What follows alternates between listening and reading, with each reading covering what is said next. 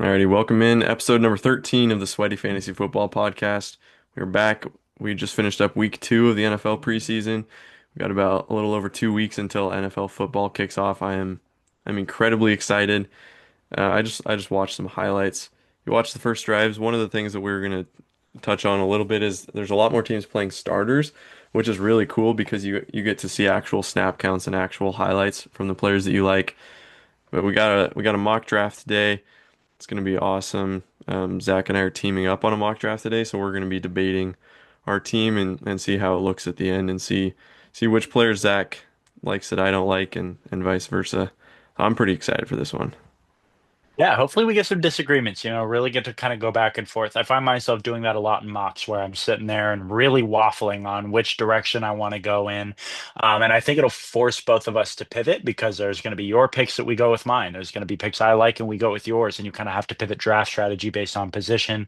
I think it's a good exercise for us, and hopefully it creates some good dialogue. The amount that I argue with myself when I mock and when I do regular drafts to add a completely different perspective is going to be kind of crazy. All right, so we'll jump right into the news. We got quite a bit to touch on, so we're going to kind of just go over the major news. A lot of stuff is coming out right now about quarterbacks. So the Colts quarterback competition, Daniel Jones versus Anthony Richardson. They're going with Daniel Jones, and to me, this is kind of like a death nail in the Anthony Richardson as a Colt career because you can't pivot from Daniel Jones to Anthony Richardson. I think if they had started with Anthony Richardson and he was bad, I think then you can transition to Daniel Jones. But if you're starting with Daniel Jones, I mean, Steichen came out in the press conference. He said he's our starting quarterback for the season. I don't want to have a quick leash on that. I feel confident in his abilities. So he's basically saying he's our guy. Anthony Richardson is on the bench and he's there in case Daniel Jones gets hurt. They have a good defense. They have a good offensive line. We were talking about it before the episode. They lost a couple O linemen, but they have Jonathan Taylor. They have a great group of pass catchers. They picked Tyler Warren at I think 14 or 13. They have a really good group around them, so he's definitely set up for success. Yeah, exciting for. I think it's better for the Colts offense over the supporting cast, I should say. It's better if you're a dynasty holder of a Colt asset, or if you're looking at guys like Josh Down, Tyler Warren in drafts. Yeah, it's sad about Anthony Richardson. Anytime we get one of these super athletes to come in at quarterback, we want to see the next Lamar. But it's very clear to me at this point that Anthony Richardson is not that, and is never going to be that. Yeah, I've seen some pretty crazy stats on Twitter in the last week with some accuracy numbers where it's like out of 103 qualifying quarterbacks, he's 103rd, or out of 50 quarterbacks, he's 48. Like his accuracy was just so low that no amount of athleticism could overcome it. And for fantasy, I think in all Superflex Dynasty leagues, Daniel Jones needs to be rostered. He probably already was. I think it would be worth sending out a flyer for him. With this supporting cast. He does run quite a bit. He had a quarterback four, or sorry, a quarterback five, a quarterback six, two quarterback 11s, and one quarterback 13 finish last year. So he has the ability with his rushing to finish as a top 12 quarterback on the week. I think he's worth picking up, maybe sending a trade offer for him if you're low on quarterbacks in a super flex. In a single quarterback, he's the kind of tier that you'll be streaming throughout the season in a good matchup. There's really no reason to draft him. I think even we're going fairly deep in our mock draft today, and we aren't going to take him. I doubt anybody takes him. Like I said, he'll just be like a week 3. He's playing the team that's really bad against quarterbacks, so you pick him up kind of guy.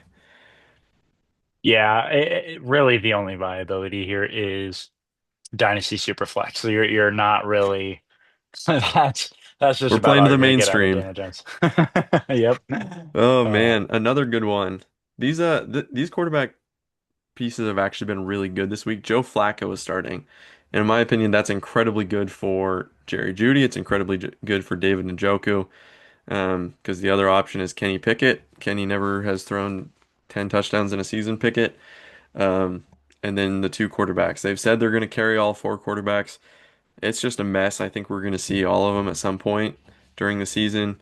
But I think Flacco is best case scenario for the offensive weapons in Cleveland to at least to start. yeah, I I'm boosting up guys like Cedric Tillman a little bit, guys like Harold Finn in a little bit. Again, we're kind of talking more Dynasty Superflex at this point than we are about like actual redraft. Um, but yeah, Flacco is much better than any of the alternatives.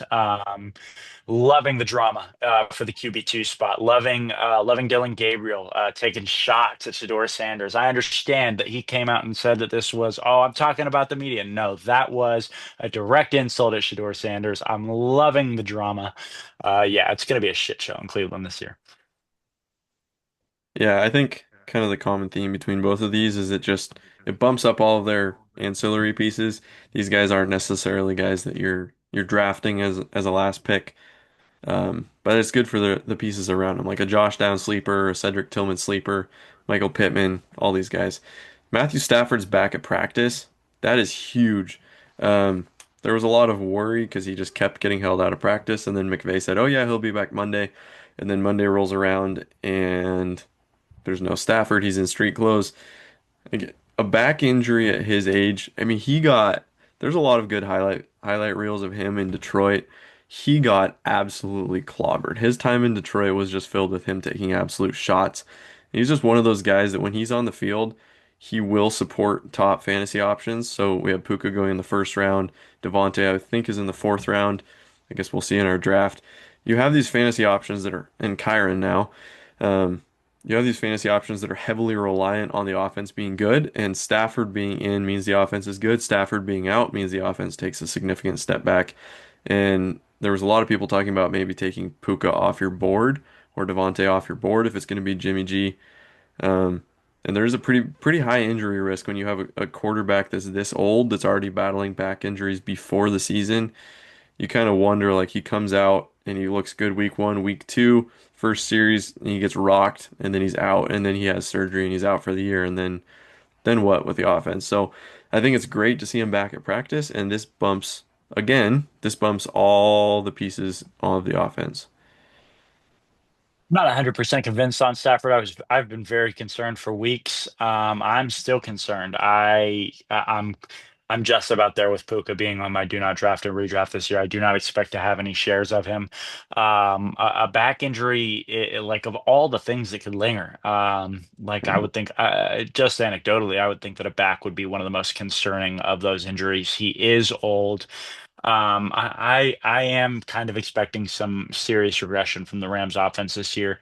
Maybe not regression from the entirety of the season last year, because I know they got off to a really slow start and weren't all that amazing like they were down the stretch, but regression from the last thing we saw. There's been a lot of talk about how the they took the Eagles to the wire. They're the only team that really gave them a run at it in the playoffs, and we saw them in those games against the Lions and the Bills late in the season.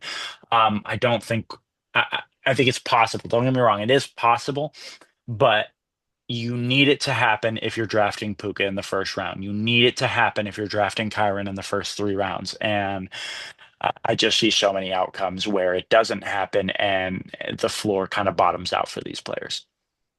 Makes sense. And like I said, in any given week, it can be going good, and then Stafford gets hurt, and boom, the bottom falls out.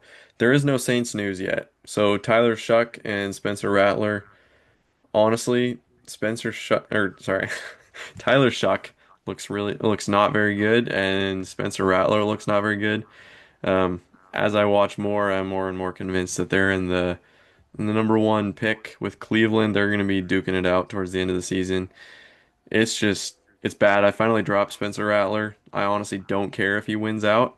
Um, Another quarterback needy team can pick him up and get the 7 points that he's going to score any given week.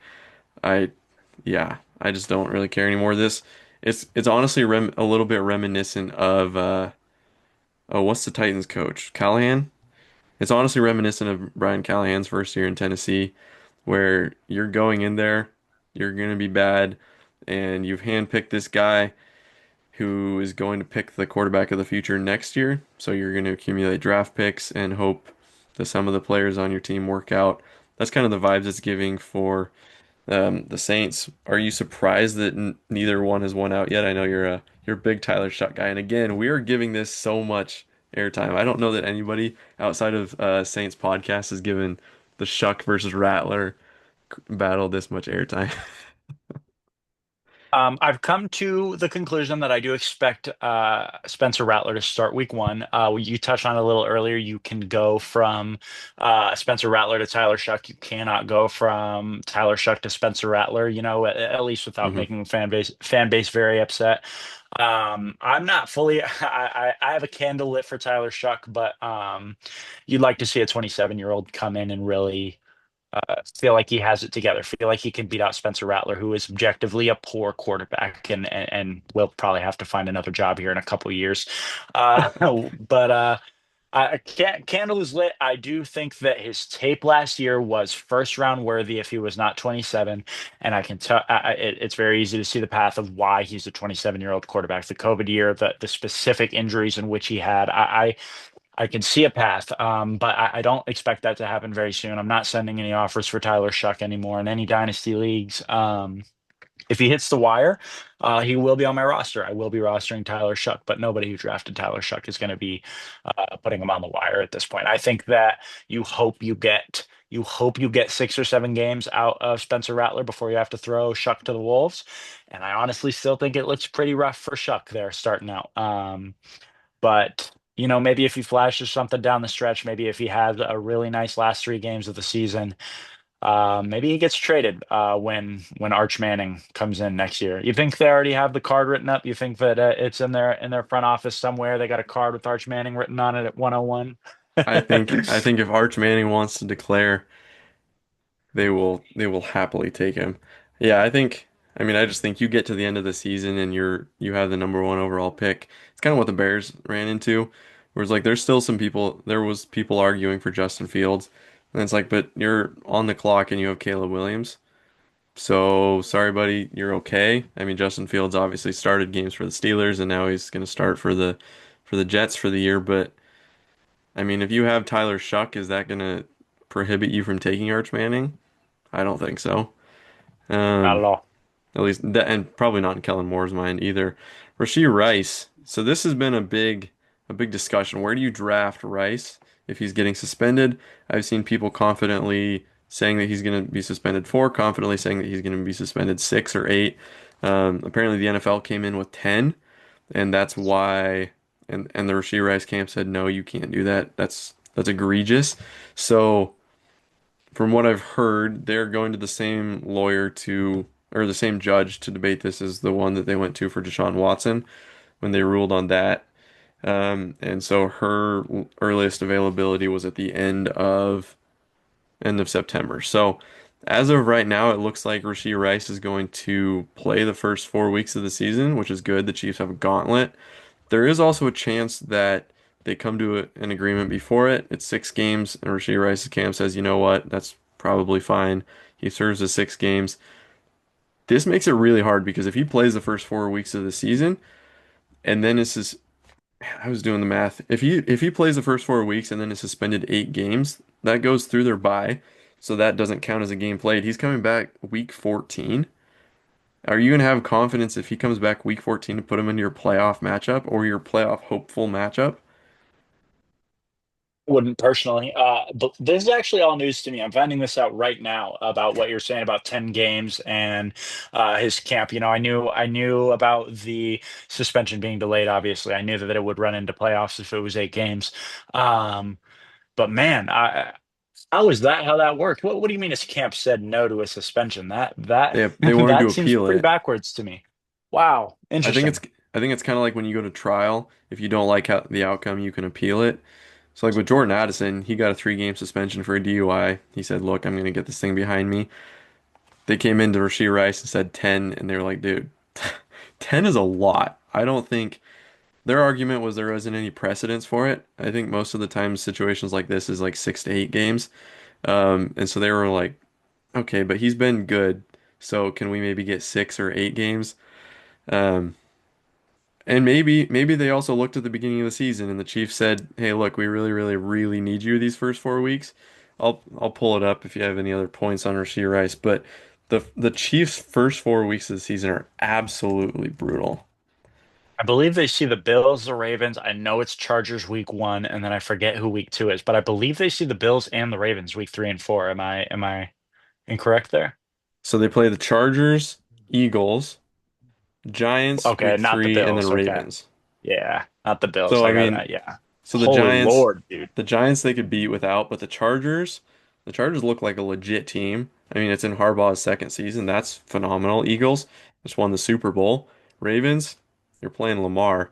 Like you can't be at half power for those. Anyways, so I guess all that to say, how are you treating Rashee Rice in drafts?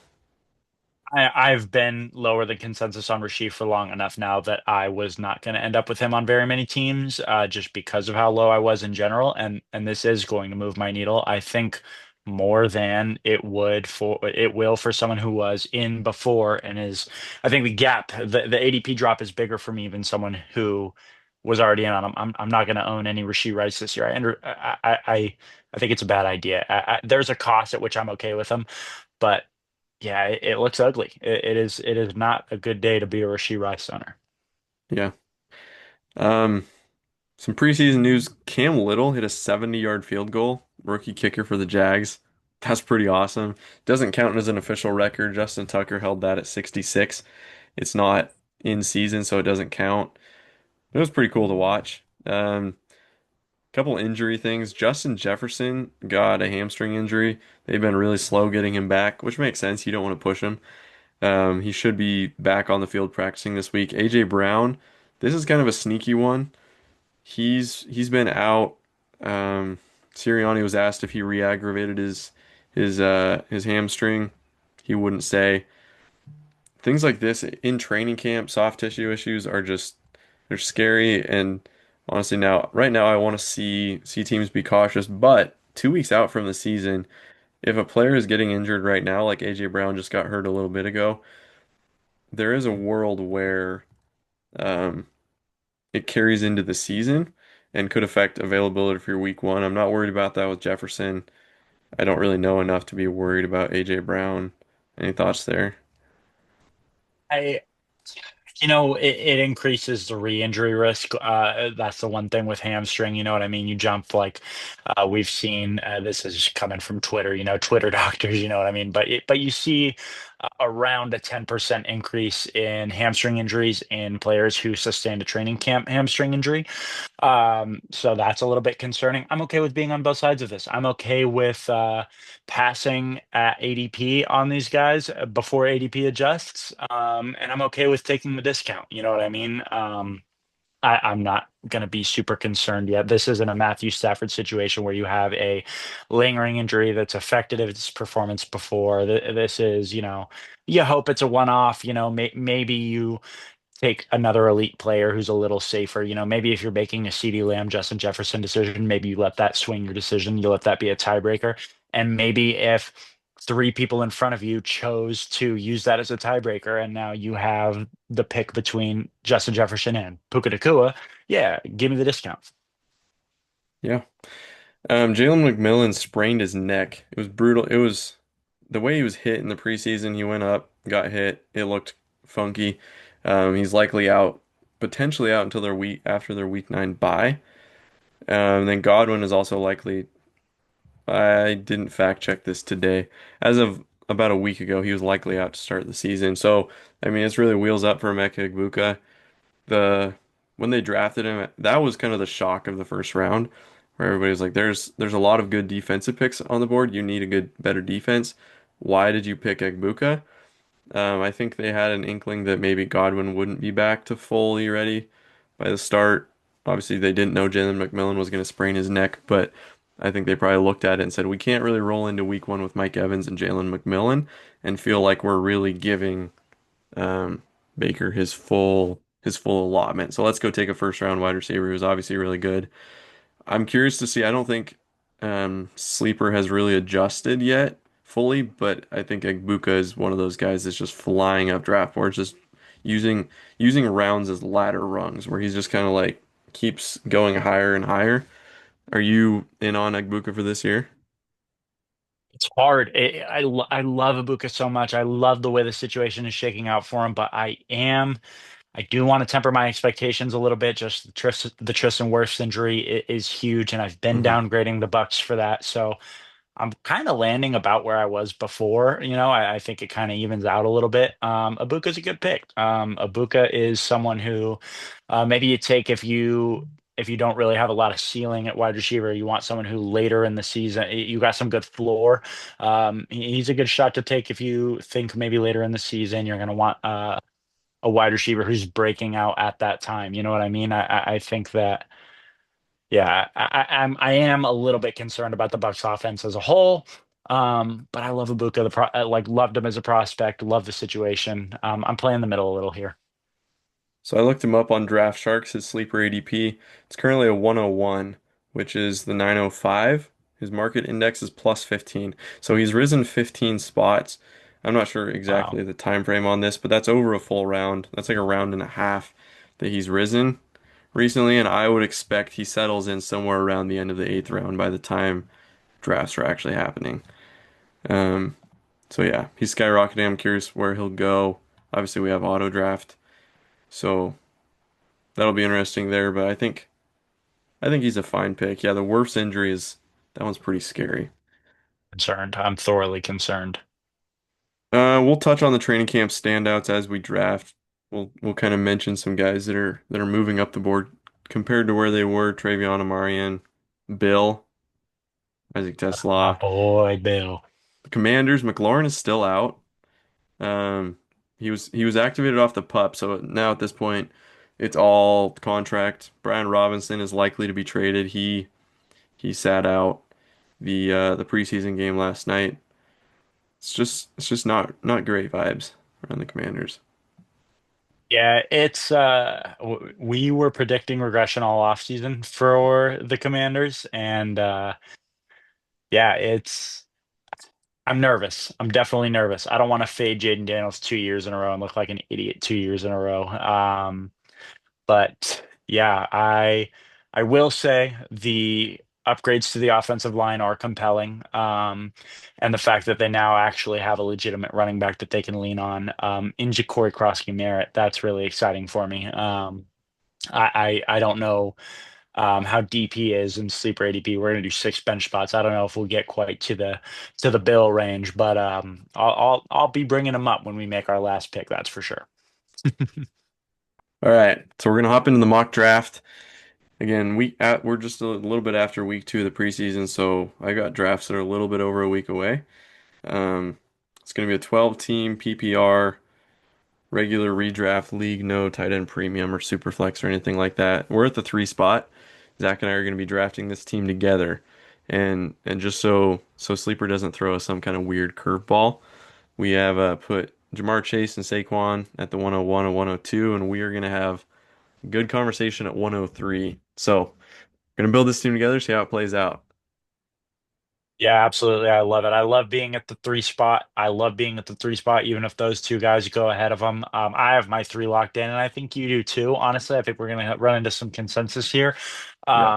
But yeah, let's get after it, man. I'm gonna go ahead and click it.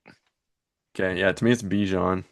Yeah, this is I view Bijan as being in the tier with Saquon and Jamar.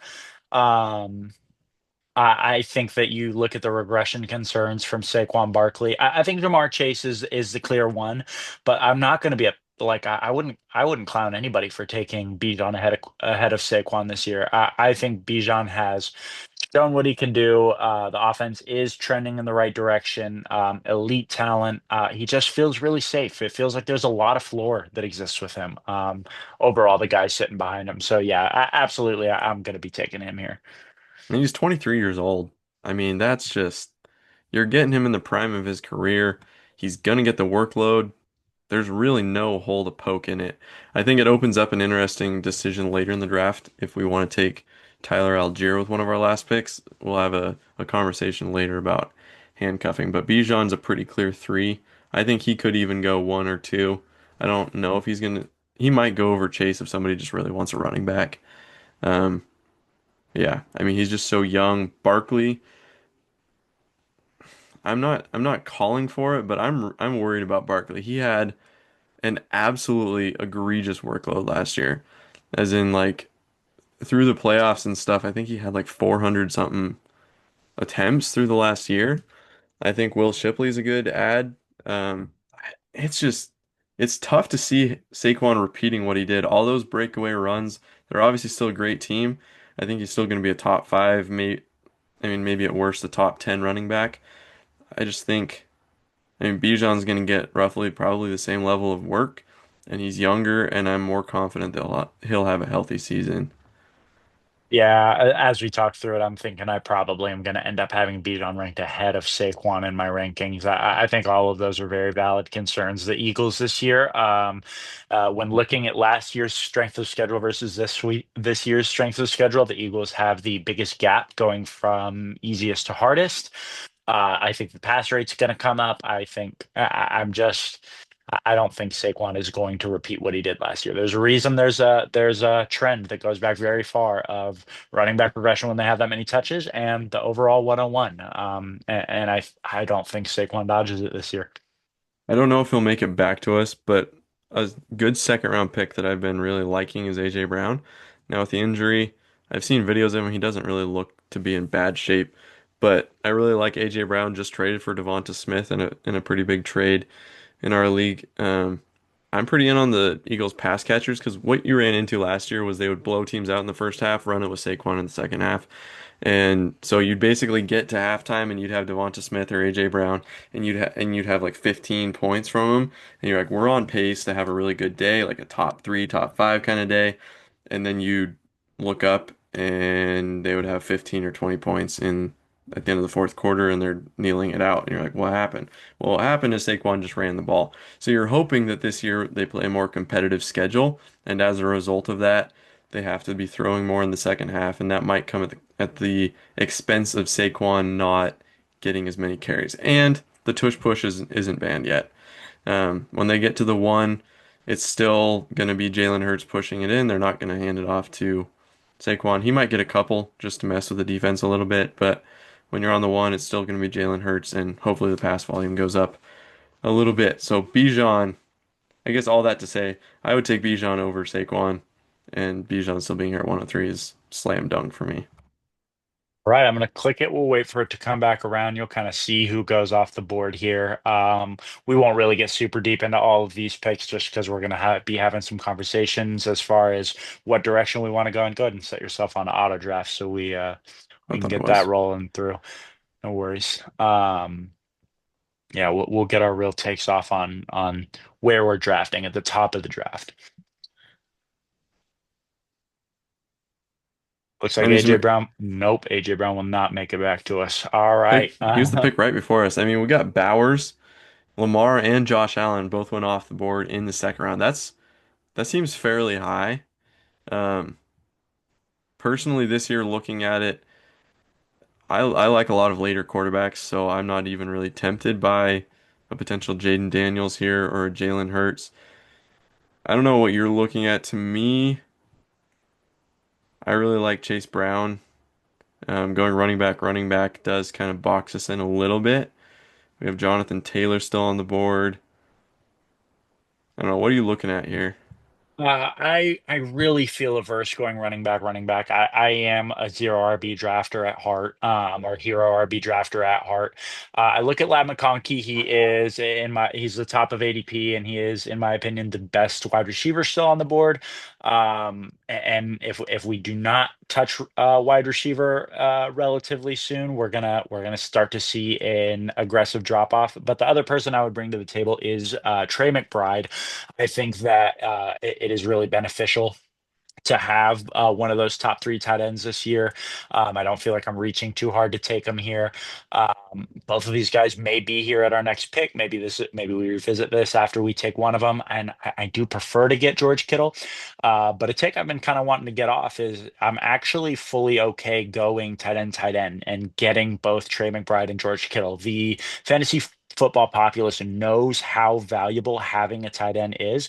And I think trade value is going to be, I think there's going to be some significant trade value if you do end up with two of the top three tight ends. I think you will be, maybe you won't be able to get surplus value out of them, but you could guarantee that you have the edge at tight end and then maybe take a slight decline and trade McBride and still end up with one of these guys. We're okay with a lot of these guys. It feels like there's a tier here. And I'd be very okay dropping. If I end up with George Kittle, I'm okay dropping from Trey McBride to some of these guys like that. You said Chase Brown. I really like Chase Brown. I really like I like Lad here. Yeah, couple of different ways we could go. My highest ranked receiver here would be actually be JSN. I'm a little bit worried about Ladd McConkey. They're incredibly run heavy in LA. I mean, he's gonna be really good. He was really good as a rookie. Um, I don't think I agree with going tight end, because you're saying if I took this tight end here, I would be able to turn it into Jonathan Taylor plus, or I'd be able to turn it into Ladd McConkey plus.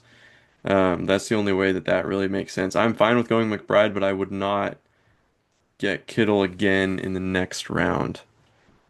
But yeah, I I'd be think more looking of what I'm saying is that I could turn him into Jonathan Taylor. I don't want any plus. If I end up with Kittle, who I'd rather have, I'm okay moving back a few spots. I don't think I'm leaving a tier there. I think I'm operating in a tier and then maximizing my roster, but just taking the better value tight end and George Kittle later. But what that does is it guarantees that I'm going to have a positional advantage at tight end in the draft.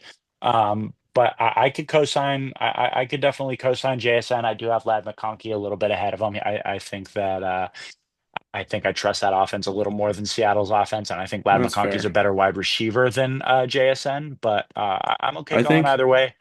I think we go Ladd, and then if Trey McBride or George make it back, we can pick them in th at the 303. All right, we're gonna go Lad and see what happens Taylor here. Jacobs, Kyron, Tyreek. All right. So so then this gets interesting. So in my opinion, you either take Trey McBride here, or Kittle's not making it back. I Based had off of no ADP idea that is Kittle was that close. Kittle has flown up since the last time I did a mock draft. That is my fault. Kittle. Yeah, so I guess I assumed you would be doing it at like the th with your third and fourth overall picks. No, no, I would not be doing that. I think that that is yeah.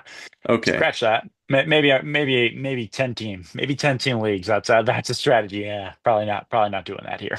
Okay. Okay. I was a little bit that makes more sense. Um to me, I mean there's some really great value here. We wanted to go JSN or T Higgins.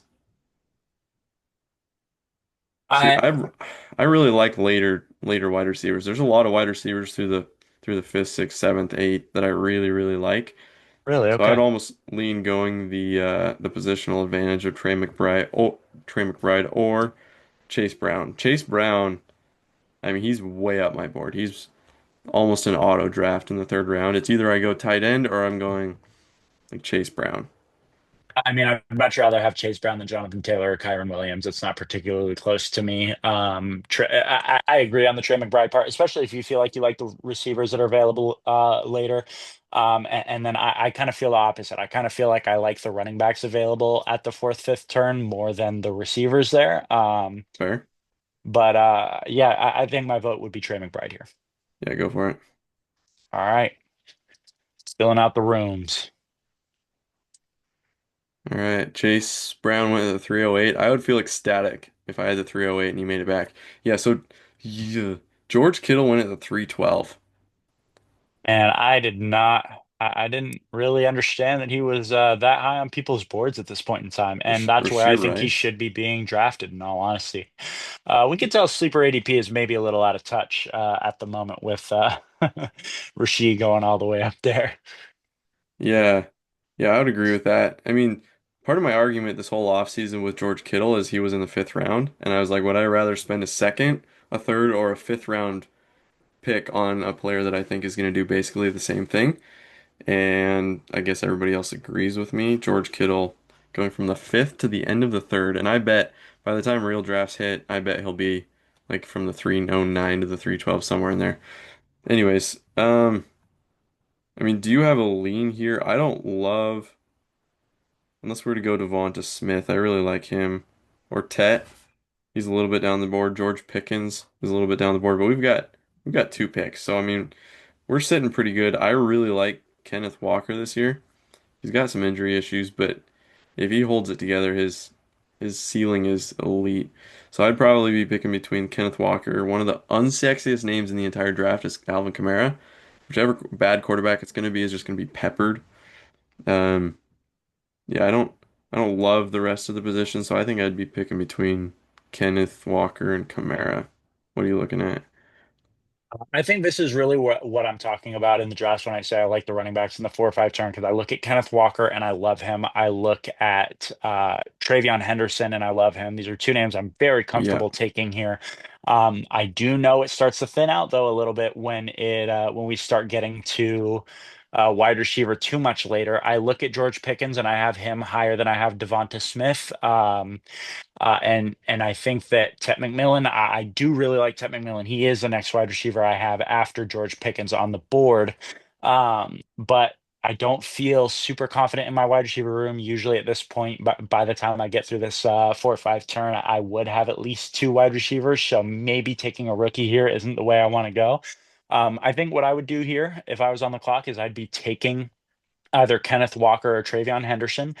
Or I no, I would be sorry, I would be taking George Pickens, and then I would be whoever falls to the 5-3, whether it's Kenneth Walker, Travion Henderson, Alvin Kamara, even RJ Harvey. I do not dislike at this point, but I'd be grabbing my top wide receiver on the board is what I'd be doing.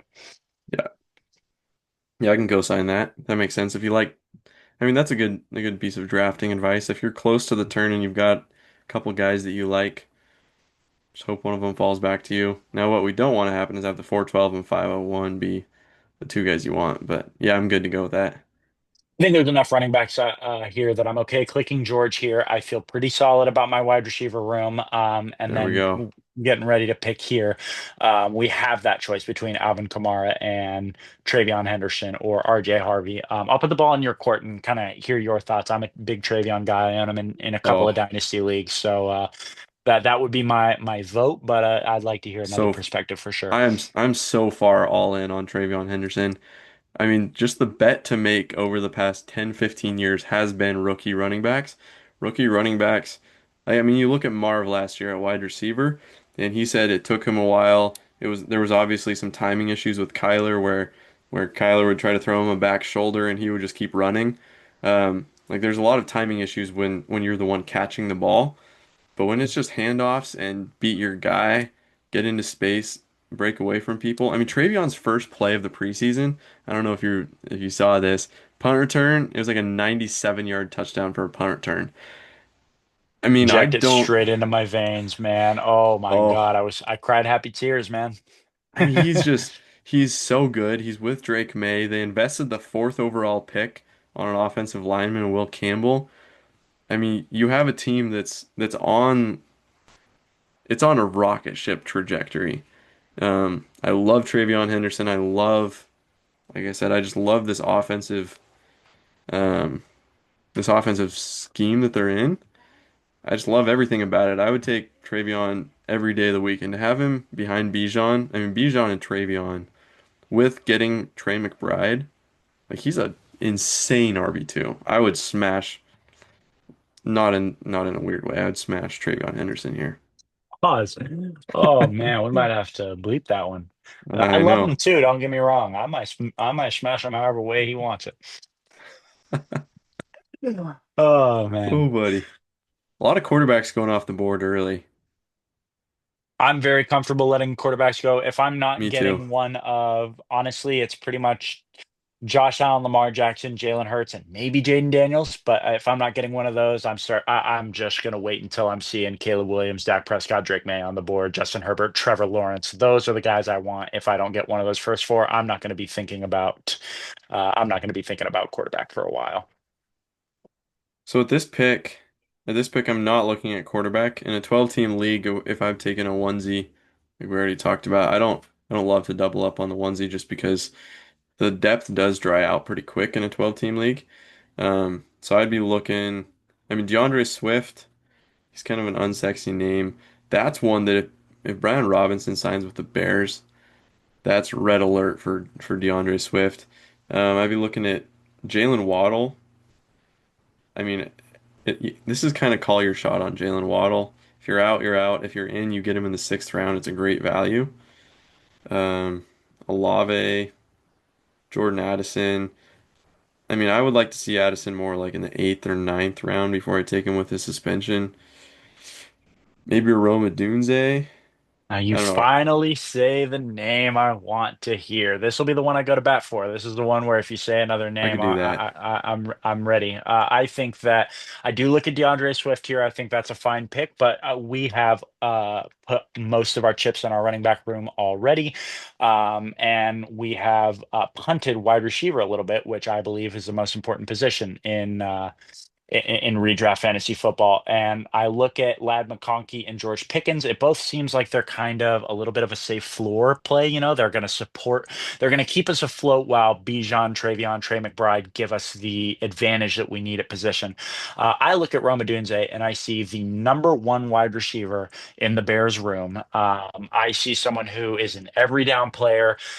He's the most talented on the team. Ben Johnson offense. We think the pass rate's going to be crazy. I think that Caleb Williams will throw for 4,000 this year.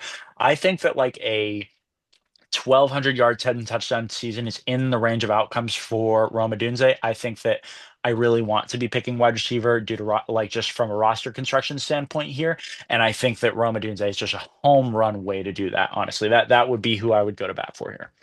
Yeah, I can co-sign that. Um, yeah, I'm gonna that's click what it. Yeah. that's what I'd go with. I'm feeling amazing about the way the team's looking. We're back on the clock here. We're really kind of looking at the same player pool.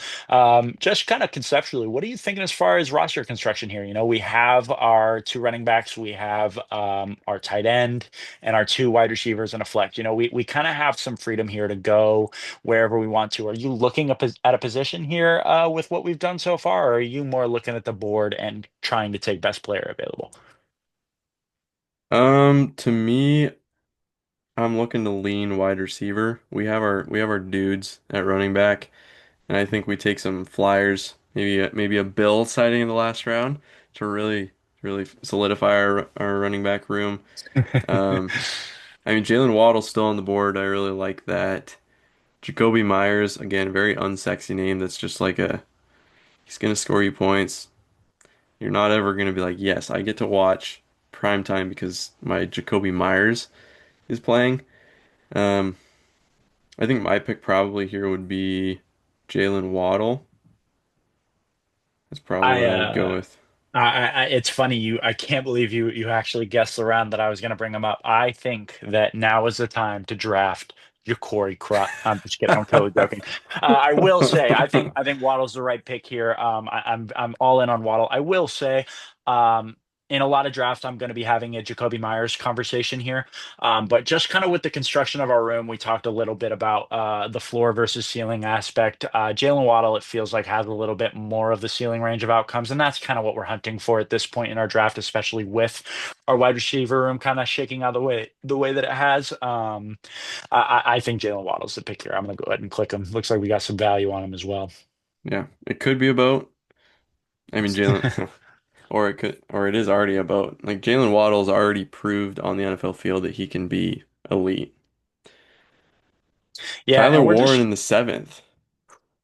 and we're just not really looking at any tight ends or running backs here. You know, you say Tyler Warren in the seventh, and that's a name that like I'm intrigued in. I like Tyler Warren a lot this year. I'm sure he's climbed the board a little bit with his preseason outings, but yeah, it kind of felt like it had to be wide receiver there. Yeah, So one of my favorite targets of the draft, I think he'll make it back to us. So maybe it's a ninth round consideration. Is Jordan Mason? I think we could probably wait around on him. Just looking at the top, not really. We already have our tight end, so I don't. In a draft where I take McBride, Bowers, or Kittle, I don't even look at tight end for the rest of the draft. I don't think there's a point unless you want to maybe, if you have a deeper bench, maybe pick Mason Taylor with the last pick. I just think you're kind of wasting a roster spot at that point. Jawan Jennings and Ricky Pearsall, I think somebody's going to be really valuable. So if you want to take a shot on the 49ers wide receiver room, maybe that's the way to go. Emeka Egbuka. It would be a solid pick. This I look at our wide receiver room. I see four wide receivers. I see two running backs. We're gonna have bye weeks. God forbid we have a player miss time. And then if you scroll just a little bit down the board, the running backs are good dart throws, guys. I like taking dart throws on, but not guys that I feel uh, happy about starting week one. You brought up Jordan Mason. I'm very happy with him here. I'd be okay with Jalen Warren here, but I might also lean Jordan Mason a little bit here. My pitch, I think, would be to go Jordan Mason then Josh Downs. Josh Downs, interesting. Over Emeka Ibuka, who we talked about a little bit ago. Over Jaden Reed, who Well, I know you're very high on. well, it depends on who comes off the board, but I think if we were doing this in a real draft, I think Egbuka would be coming off the board if Yeah. he hadn't already. So No, that's very valid.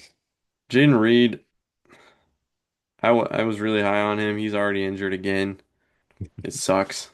He might not even be ready for week one. He's walking around in a walking boot. It really stinks because he's a really talented player. He just needs to be on the field more. Both like there's a bunch of talk about in two wide receiver sets. He's not even the second wide receiver on the field. It's been Dobbs and Golden that are taking the two wide receiver, and that's been his bugaboo is they really only play him in three wide receiver sets. So if you're a part-time player who's also getting hurt, it's a little bit hard to justify over some of the better talent. Where's Caleb Williams in ADP? He's at 125. Because that is somebody I would be actively looking to draft to Yeah, get we'd the have to stack. stack. Yeah, no, that does make some sense.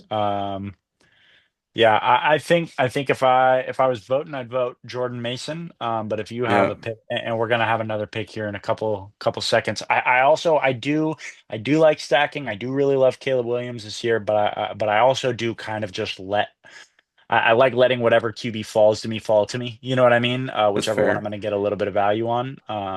We Where's your also head? have we also have George Pickens. So a Dak stack is also Yep. Dak is a great pick, and we get the stack with Pickens. I would go Mason here. Yeah, I'm going to go Jordan Mason. That makes me feel a lot better about our running back room depth. And we're back up. I don't really feel a strong lean in any direction here. I know you mentioned Josh Downs. I'm Uh, still feeling a little running back hungry. I look at Zach Charbonnet, but I think it's just a little bit too early to be worrying about handcuffs. Um, I don't love the running backs here. I mean, Javante, maybe. Well, I mean, we already have Pickens, and we're planning on potentially going Dak. So I don't think I would necessarily do that. Najee, no. Ramondre, no. I don't want to double up. Do you think the wide Char receivers left on the board are just better than the running backs left on the board? I would say so. Taking a shot on Pearsall, that he's the Hmm. guy in San Francisco, or Egbuka. I think probably Egbuka, but Egbuka would be off the board by now, I think. If he's not, I would take him all the time here. Um, Very comfortable with Pearsall. I think that we project George Kittle to get a ton of targets with the injuries in the room. I think that Ricky Pearsall kind of also gets that bump a little bit. It's a Shanahan offense, you know what I mean? I can absolutely find ways to get excited about Ricky Pearsall in this spot. And we're definitely drafting for depth at this point. You know what I mean? The games we're going to start Ricky Pearsall in are probably not as common as the games that we're going to be starting our first four wide receivers in. yeah, I would. Yeah, that's fine. Let's go Pearsall. Cool. I like it. I like it. Probably would be picking Ibuka here, but we're kind of operating under the assumption that he's going to move up boards a little bit, and we want to put together a roster that is viable when we get to Yeah. Labor Day weekend, draft weekend. Yeah, there's no way he makes it to the 907. I just don't know that there's a way that that happens. All Ayuk, I wouldn't be taking right. Ayuk. Okay, we'll If make one you, more pick and then we'll take a break and then anyways. All right, so Dak is at the very top of ADP here, I'm looking at which Dak. Caleb Williams is right there as well. If you had to pick, which one are you taking?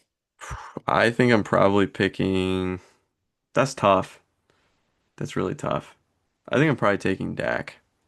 You think so? I Why just is that? I think he's shown more upside. He has, in my opinion, probably the third best wide receiver in the league. Um, there's a lot more projection with Caleb. I mean, you watch some of the throws that Caleb made last year, and you're betting on Ben Johnson pretty much completely fixing Caleb, whereas Dak, we know what he is, and I think Dak has the same ceiling as Caleb. Um, at least this What year. I think if this was a dynasty league or even a keeper league, I think it would be different, just because I think year two in the Ben Johnson offense, Caleb is going to be an absolute monster, like maybe an MVP candidate level. But for this year, I mean, the offensive coordinator is now the head coach, so there's offensive continuity for Dak. He has CD. He adds George Pickens. They don't really have a run game. Um, Micah Parsons still hasn't come back to camp yet, so I mean, Dak just looks really good here to me. I would take him over Caleb. What about you?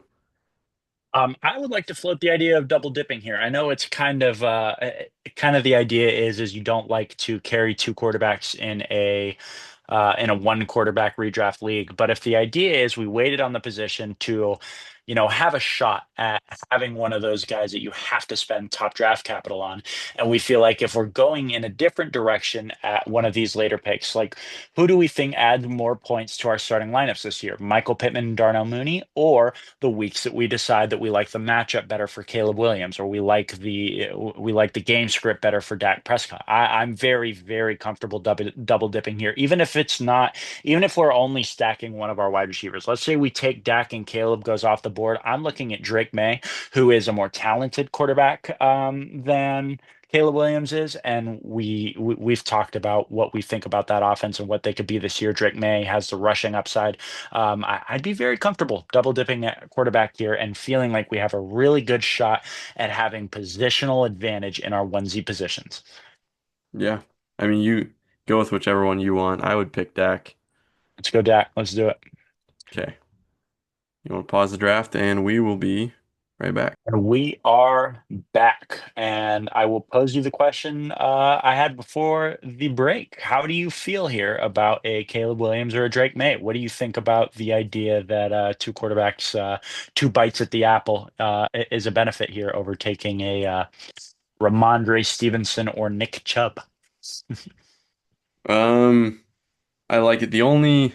I would probably consider Nick Chubb here, just because of I don't know if you saw the Joe Mixon news. There's a picture circulating the internet of him next to a foot doctor, and the foot doctor basically posted it on his individual social media and said, love being a part of your recovery process. And everybody's like, oh, you're with a foot doctor for your recovery. I thought you were almost out of that. Anyways, so Nick Chubb is the guy that's been getting the work with the first team.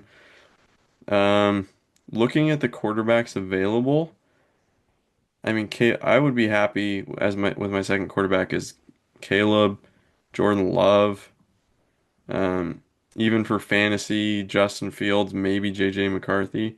So I would almost just wait around on the quarterbacks and take Nick Chubb. I think that kind of rounds out our running back room, and he's one of those guys. I think I like having some guys late that if that guy that hits in week one, because there will be that guy that hits in week one, or those two guys that just blow everything out of the water that were undrafted.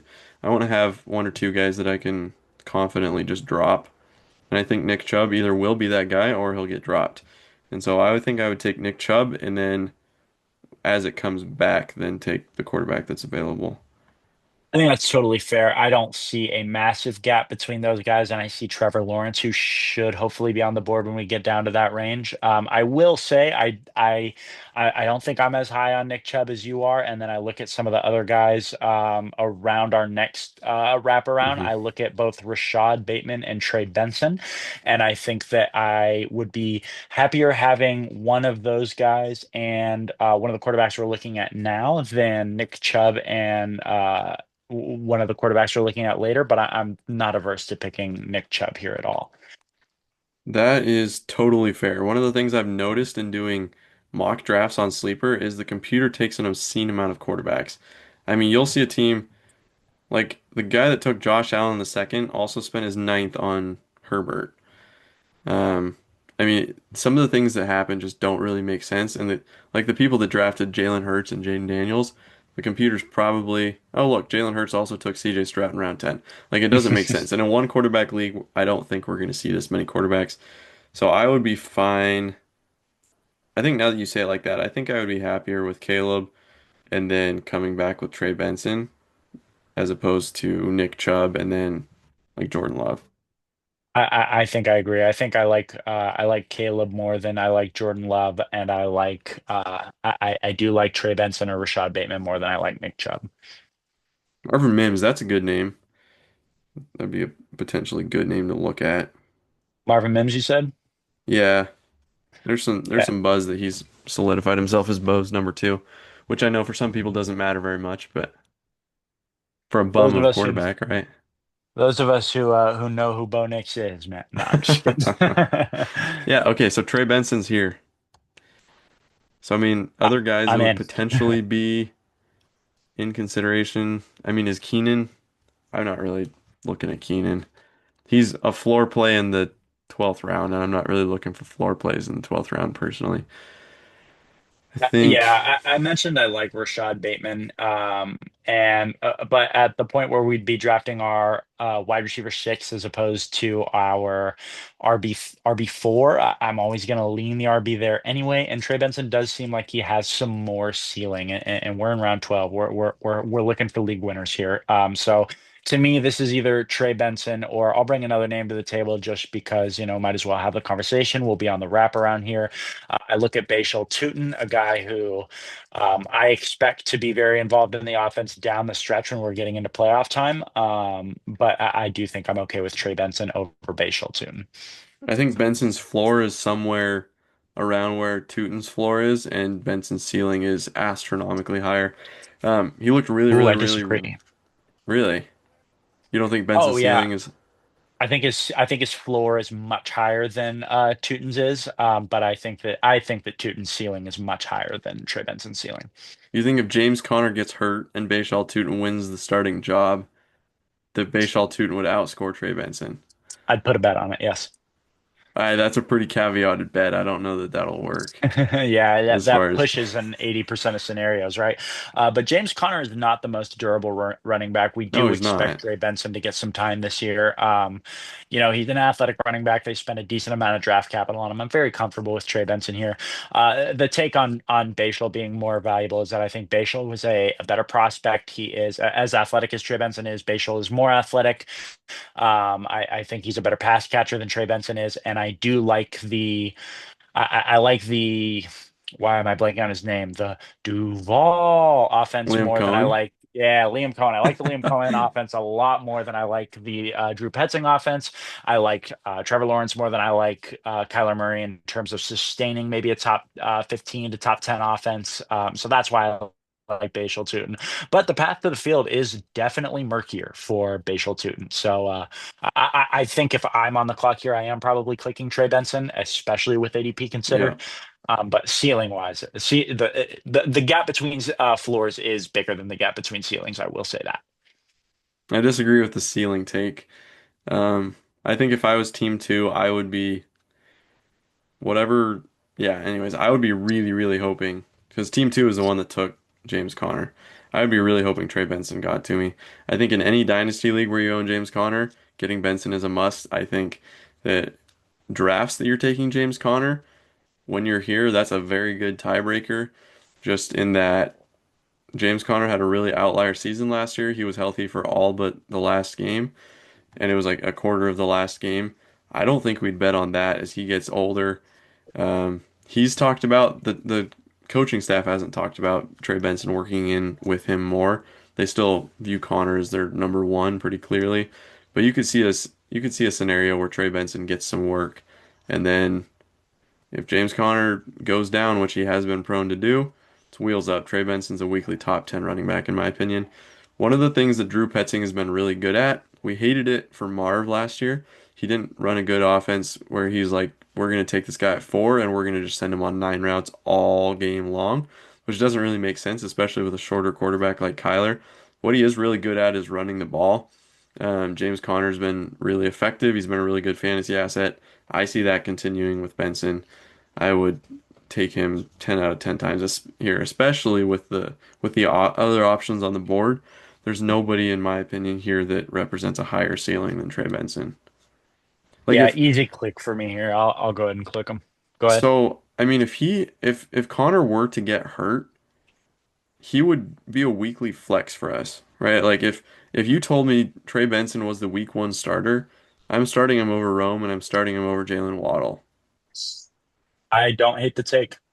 I think that we'd like to see one of those guys be a more consistent starter than what we think Trey Benson would be in the role. Another thing I'd like to mention. I don't know why I'm doing so poorly with names here on this pod. But the run game coordinator going over to Dallas to be the offensive coordinator, that does come with some concern to me. I think that it's reasonable to say maybe he had a big part in designing what that run game has looked like for Arizona in the past 2 years, where it's performed very high above expectation. But again, I do really like Trey Benson. I really do think there's a floor that exists with him that does not exist with any of the running backs that we're seeing around him. Yeah, I've got an interesting name for you. I think the wide receiver to look at would be Rashad Bateman here. But he's kind of dropping in ADP, so he would be a good one to look at. The interesting name to bring up to me would be Braylon Allen. Uh, Not where I thought you were going to go there. I thought you were going to go Tyler Algier, who it does not look like should make it back to us. And we drafted Bijan at the 101. so I'm not really too worried about handcuffing Bijan. I think if the non-Bijan team picks him up, I think he's one of those guys that you do it kind of look in the mirror and you're like, do I want to really keep Algier on the roster just in case Bijan gets hurt? And I think he hits the waiver wire. And then maybe you pick him up off the waivers week three when or during bye weeks when Bijan is hopefully knock on wood still healthy. If somebody hits the bye weeks bad, then you need a running back starter or you need a starter at any position. I don't think you're holding on to Algier. The reason I would go for Braylon Allen, I kind of Braylon Allen is quietly one of my favorite prospects coming out. He was just like he went into college as a 17-year-old. He came into the draft as an 18-year-old, I think, or maybe he was 19. He's so insanely young, and he's been the see, I can't remember. I think Breece Hall is the first and second down back, and Braylon Allen's been the third down back consistently throughout preseason.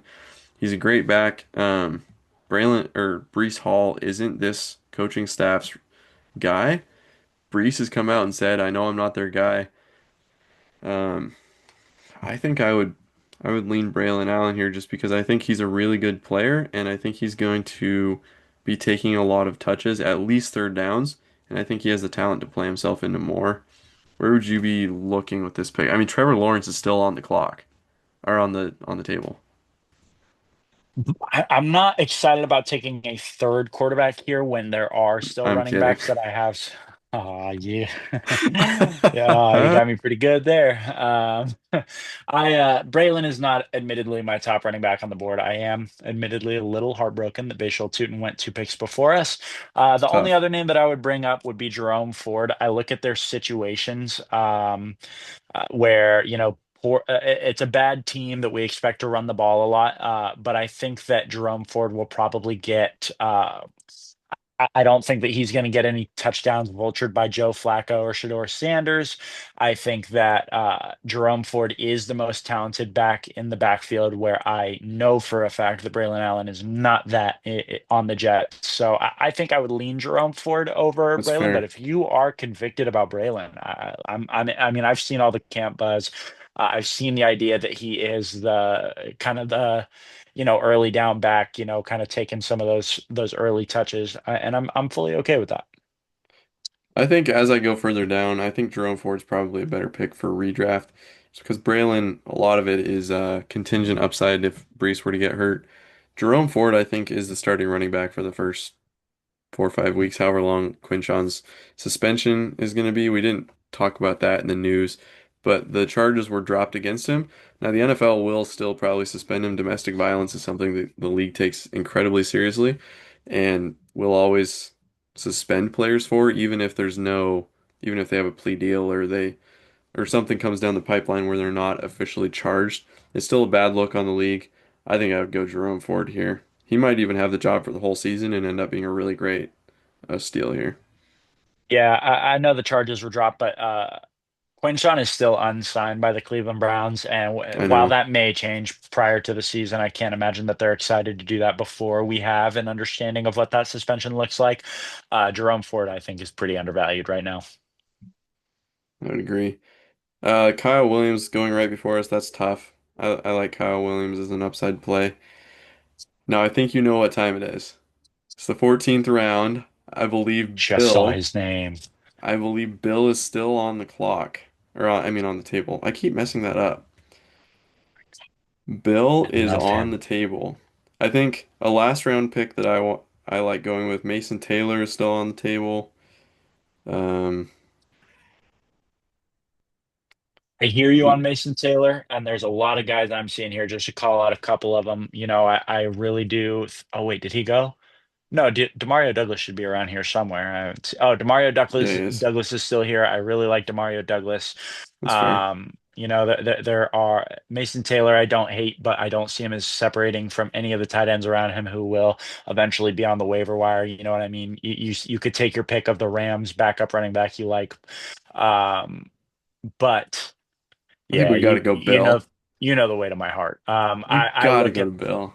I look at the last two and honestly maybe even three running backs we've taken, and if you told me at the end of the year Ja'Cory Krosky-Merritt had the job and was better than Jerome Ford, was better than Trey Benson if he got 12 games, scored more points than Jordan Mason splitting with Aaron Jones, like I would just believe you wholeheartedly because I am so in love with my little late round sleeper. I'm so happy clicking Bill here. You gonna let me do it? Go for it. I I do think love life with Ja'Cory Krosky-Merritt on my team. I do think there's a chance that at the end of the season we don't even remember who he is, and we say, "Do you remember in preseason when Bill Ja'Cory Krosky Merritt went off and we boosted him way up?" Anyways, I'm not saying that's gonna happen. We picked him on our team. I'm gonna gotta hype up the guys on my team. But yeah, I think there's a grand total of one running back on the team that he does not finish in front of, and that would have to be Travion Henderson, yep. because I own both of them in Dynasty. We'll just ignore Bijan here for a second. Be who? All right, we'll go over the squad. So we got Dak at quarterback with Caleb as the backup. I think that's perfect in a one quarterback league to go Dak and Caleb, Love it. especially with our wide receivers. We have Ladd, George Pickens, Rome Odunze, Jalen Waddle. We got Ricky Pearsall on the bench. We don't actually have that many wide receivers. We went a lot of late running back in our build, but I think Dak and where was it? Dak and Caleb paired with George Pickens and Rome Odunze looks pretty good. I think it gives us some high upside. Then running backs, we got Bijan, Travion, Jordan Mason, Trey Benson, Jerome Ford, and Bill, Corey Krosky, Merritt. Then at tight end, we have Trey McBride, and that's it. Because when you take Trey McBride, you don't need to load up on late tight ends. Um, because looking back through this draft, is there anything you wish we would have done differently? Man, it's hard. Honestly, I'm absolutely loving this mock draft. Full disclosure, I am really happy with the way it shook out. The running back room feels a little bit shaky on bye weeks. We're kind of hoping on some dart throws later on. Jordan Mason, it may not pan out to be what we're hoping he is there in Minnesota. What with Aaron Jones getting kind of the valuable passing work. But all things considered, this feels about how I feel about a lot of 10-team league rosters that I end up with. I think that I think we've done very well to construct a roster that every room has a chance to outscore our opponent any given week, and then we feel really good about the tight end room and our starting two running backs being an advantage on a week to week basis. So. Yeah, I feel pretty deep. I feel pretty strong. I'm really happy with the way it shook out. I can't see anything off the top of my head that I would change. I just wanted to go see what my auto drafted team was. Not not overly loving it. Goff. Anyways, I just wanted to go check that out. I did get Kittle though, so good on the computer drafting Kittle there. But 312 again, that's just he's going up pretty He's quick. rocketed up the board, man. He really has. Okay. All right, for those of you that have stuck around this long, we will now grace you with a sweaty trade that happened in our league. This is one of the bigger trades I've been a part of. I I do trade a lot. I actually changed my name in the league to Tradeaholics and made my logo the sleeper trade icon. So, I mean, just for the record, we also negotiated for like 7 days. When you tried to hop in that three-way to get Devonta Smith, Jacob was like, nah. Jacob was like, I think I like that better. And I was like, that's fine, you can go give him Smith. And he was like, no, dude, I want Marv. That's so funny. And I was like, oh, so what Jacob and you his want? brains, man. And I was like, so what you want is you want Marv and you want to give up less. I got it. That's funny. Yeah, I don't have a grade for the trade. I did not have a chance, admittedly, to sit down and grade out the trade.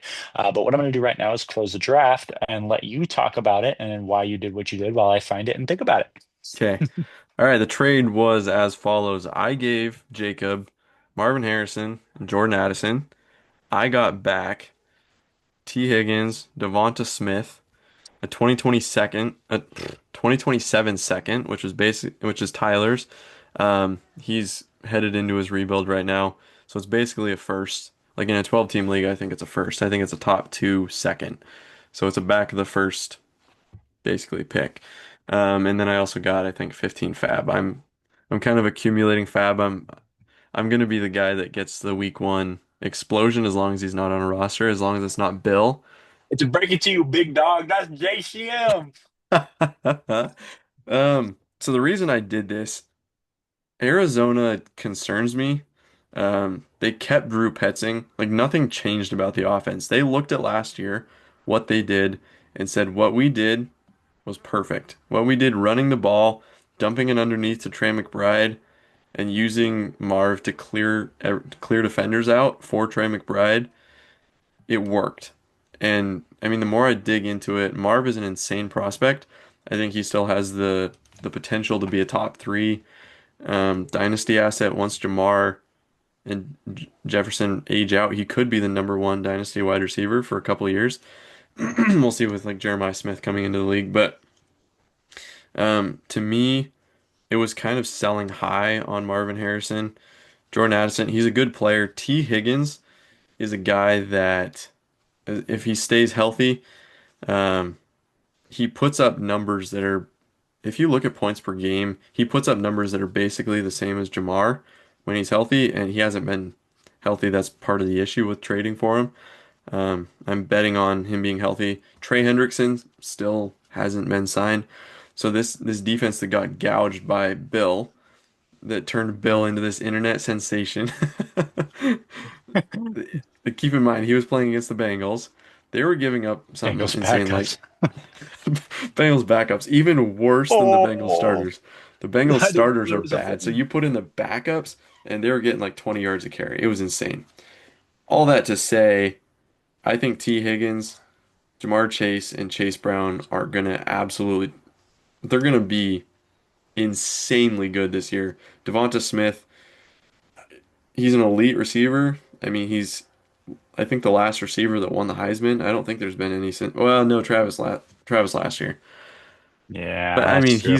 he kind of more won that because he's a unicorn.